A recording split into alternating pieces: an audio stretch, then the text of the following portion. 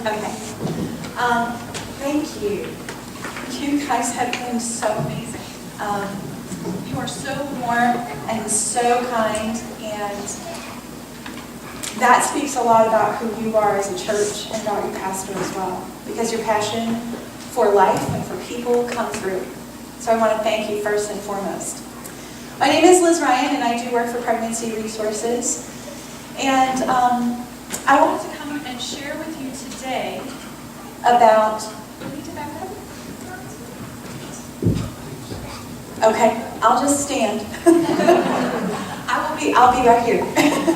Just another Sunday with audio problems. Yeah, we can turn my mic.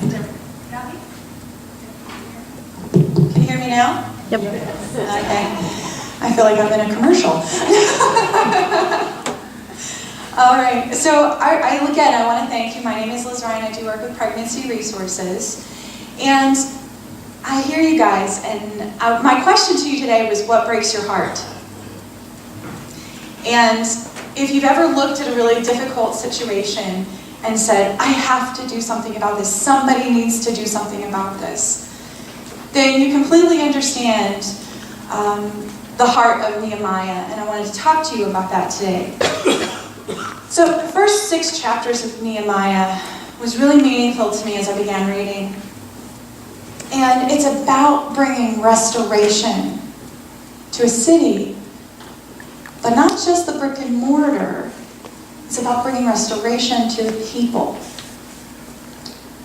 So I'll just give you a quick summation of the first 6 chapters. You'll understand that Nehemiah heard from afar, okay? So someone came and told him about what was going on in the city. And he heard the plight of the people and his heart broke. And then he began fasting and praying. And he wept because he recognized his sin and being silent for a while. And then, when he had done that, he got up and he went into action. And he went to rebuild the city and bring restoration to the people. But he endured opposition, ladies and gentlemen. It was not an easy ride. He endured mocking and ridicule, threats of force and violence, discouragements, as well as people attempted to promote compromise with him so that he would give a foot and then let's see how much further we can get. Yet Nehemiah understood and continued to work through all of those things because he knew that God's heart was for restoration. And today I want to talk to you about helping bring restoration to the lives of moms and dads right here in our cities. So again, I'll ask you, what breaks your heart? It was amazing to hear that this man here, is it Ed? Ed, his heart breaks for the men and the women in prison. He wants to bring them Jesus. Maybe your heart breaks for a homeless family, and you want to bring them a warm meal, someone to sit and to pray with them, and to encourage them, say you'll get through this. Maybe your heart breaks for a young woman as she walks into the doors of Pregnancy Resources for the first time. Where she goes, I think I'm pregnant and I don't know what I'm going to do. By a show of hands, how many of you know about Pregnancy Resources? Wow, there's quite a few of you in here. Thank you, I'm so glad that you do. So, for those of you who might not know about Pregnancy Resources is a very safe place for a mom or a dad to come and to get answers about very hard questions. They're biblical, truthful, loving answers about abortion, about pregnancy, about parenting, and so much more. And we do this in a number of ways. We offer free pregnancy testing, free ultrasounds. We offer fetal development and pregnancy education. We also provide options education. Now that's a scary thing sometimes because you're talking about abortion. But we need a woman and a man to walk in and understand their choices. We know that at minimum 65% of women who go through with an abortion are coerced by someone of influence in their life. That is oftentimes the father of the baby. Maybe it's a mom or a dad. We've even had siblings coercing other siblings. So they need to understand the choice that they're making. But we want to give them a pause and a moment to breathe and to say, is this really? We allow them to unpack it. Is this really something that I should do? But our help doesn't end there. We provide up to 2 years of help, material assistance, after baby is born. Because we want to walk part of that journey with them, just as Jesus did. So we offer parenting classes for both moms and dads. We offer maternity clothes for mom. We offer baby clothes and equipment. We offer new car seats for moms and dads with class participation. And we also are in area schools with our no regrets abstinence education, which means we go in and we talk to kids in the schools about sexually transmitted diseases, about healthy relationships, about all of those things. And we kind of help push back a little bit some of the message that they hear. And then we also, because we do offer early ultrasound, we do see miscarriage and loss, so we do try and help them with miscarriage and loss support as well.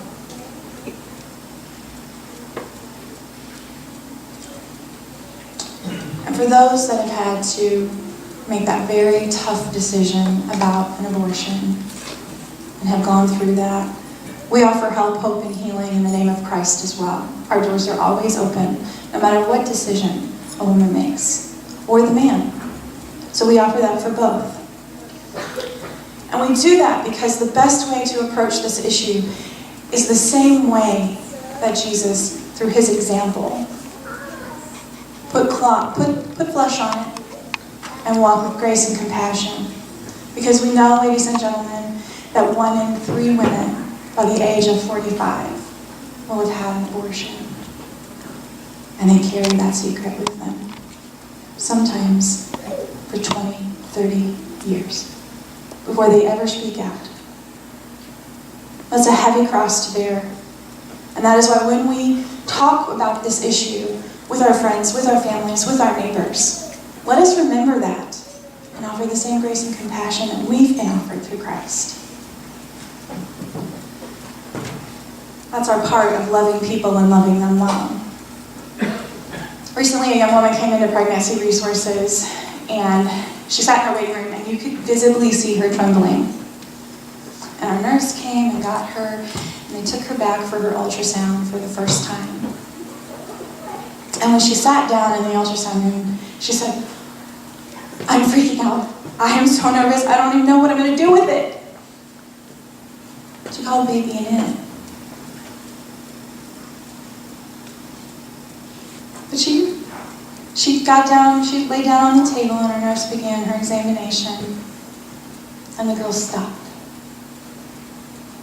She stopped trembling. Our nurse had turned the monitor on. She saw her baby for the very first time. Saw her baby's heartbeat. And she cried, "I'm a mommy." She got it. Her whole countenance changed after that ultrasound. No longer was it an it, but it was her baby. And even moms who are very abortion-minded, once they receive education, once they see that ultrasound, it changes people. There was a mom who came to us, and she, after her ultrasound, she looked at that old picture of the baby, and she goes, "Wow, I'm not afraid to tell the dad anymore. I can see that God has a plan for my life and for this baby's life." And you want to know what she did? She chose adoption. She placed her child with a family. And they're both doing well. That, ladies and gentlemen, is what Pregnancy Resources is here to do. You may not be able to give someone an ultrasound, but we are your local missionaries who are called, trained, and equipped to offer that to them, to offer that service to them. But you, ladies and gentlemen, are the ones who are helping save their lives and change their lives. Life begins in the womb. God tells us in Genesis that He created each of us in His image, according to Genesis 1:26. Let us make man in our image. We are created individually as God knits us together. He also says in Psalm 139:13, "For I created your inmost beings. You knit me together in my mother's womb." Did you know that at 6 weeks, so mom's missed her period and it's about 2 weeks past, that at 6 weeks, your heart had already started and was beating and was the size of a poppy seed? At 8 weeks, if you were a boy, you already had your testicles. And if you were a girl, you were already creating the eggs in your ovaries for the next generation. And at 10 weeks, you had unique fingerprints and footprints that you have carried with you for all of your life and will continue to carry. Today, ladies and gentlemen, we do live in a culture of death. One that says that a preborn child has no rights. And even now on college campuses, what would have been crazy to think that 10 years ago we would have said to kill a toddler is now widely accepted. And the average age that they say that it's okay to do away with something is 4 years of age. That's on college campuses right now. That started 5 years ago. But I want you to understand that you can do something about that, just as Nehemiah did. The city was not protected, and that was a shameful thing. It said in Nehemiah 1:3-4 says, the remnant there in the province who survived captivity are in great distress and reproach, and the walls of Jerusalem are broken down, and the gates are burned with fire. And when I heard these words, Nehemiah saying this, I sat down and wept, and I mourned for days. And I was fasting, and I was praying before the Lord of heaven. And He did something about it. He went. Many people who have walked into our center have been devastated by the lies of culture. Some from abuse. Some or the voice of the father, saying, or a close family member telling them, just get rid of it. And in our world, and in our city, the womb is no longer protected. Did you guys know that 7 out of 10 women who've got an abortion claim Christian faith? 7.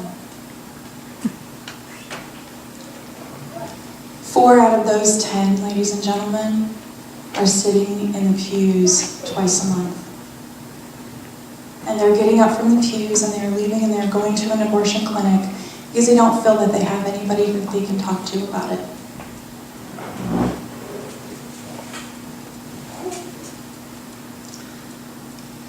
So it's a lonely road for some of these folks.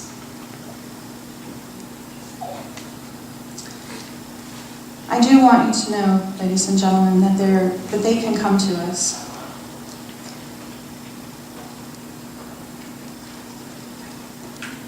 And at Pregnancy Resources, we've seen an increase in the abortion-minded, particularly in married couples.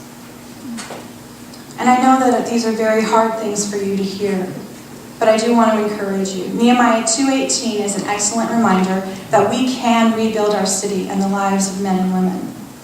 And Nehemiah said, I told them how the hand of God had been favorable to me, and also about the king's words which he had spoken to me. And then they, the people, said, "Let us arise and build." So they put their hands to good work. And Nehemiah didn't rebuild the city alone. I love chapter 3 of Nehemiah, because that entire chapter is about, it lists the names of the men and the women who stood shoulder to shoulder with Nehemiah, with their brothers and sisters, and they began to rebuild their city. The people were under attack, but Nehemiah said, in Nehemiah 4:20, he says, "At whatever place you hear the sound of the trumpet, rally to us there. Our God will fight for us." So, ladies and gentlemen, I'm sounding the trumpet to you today. And for 30 years, Pregnancy Resources has been that safe place, and we have fought for the lives of moms and dads. Because we know in order to help that baby, we have to help mom and dad. So I'm asking you, and I have already received such a warm welcome, and you guys are already putting your faith into action, to stand shoulder to shoulder with us at Pregnancy Resources, so that as we work together, that any man or any woman who's in an unplanned pregnancy can come to us. Or anyone that's had an abortion can come to us and we can help them walk that journey of healing. Let's together pull back the reproach that's been placed on people because of the silence that they've endured, and rebuild our city, just as Nehemiah rebuilt Jerusalem. Because we have an opportunity, ladies and gentlemen, to save lives not only now, but for eternity. Because everything we do is in the name of Christ. So I have 3 P's for you today. You can help rebuild those lives with prayer, partnership, and participation. First and foremost, ladies and gentlemen, I loved how you guys went around the room and you began praying for the people in your lives. And it is no different for us at Pregnancy Resources. We pray for the lives of the men and the women who come to us every single day. So help us in this spiritual battle and pray for us. I have things that you can pray for on my display table out front. Partnership. In a couple of weeks, on Mother's Day, you guys are going to start baby bottles. Now, this baby bottle, you can fill it with cash, coins, or a check. But this baby bottle might be a pregnancy test for a new mom. It might be a class for a dad so that he knows how to change a diaper and feed a baby and burp a baby. Help him answer that question of, why is my baby crying? And how do I fix it? It might be an ultrasound. It might be a car seat. Who knows what this might be? But you would have that opportunity to place that gift in the hands of a mother and a father. And participation is my last P. If your heart breaks for moms and dads, I ask that you would consider becoming a volunteer. Consider coming and helping us in Bella's Closet, or when we do an outreach day. Or if you know of something within your community and you think that Pregnancy Resources should be there, I would ask, invite us. We'd love to come. We'd love to minister. Because, ladies and gentlemen, without you, we wouldn't be able to do this. Nehemiah did not build the wall alone. He did not restore his city alone. But he did it standing shoulder to shoulder with his brothers and sisters. And thank you for standing shoulder to shoulder with us.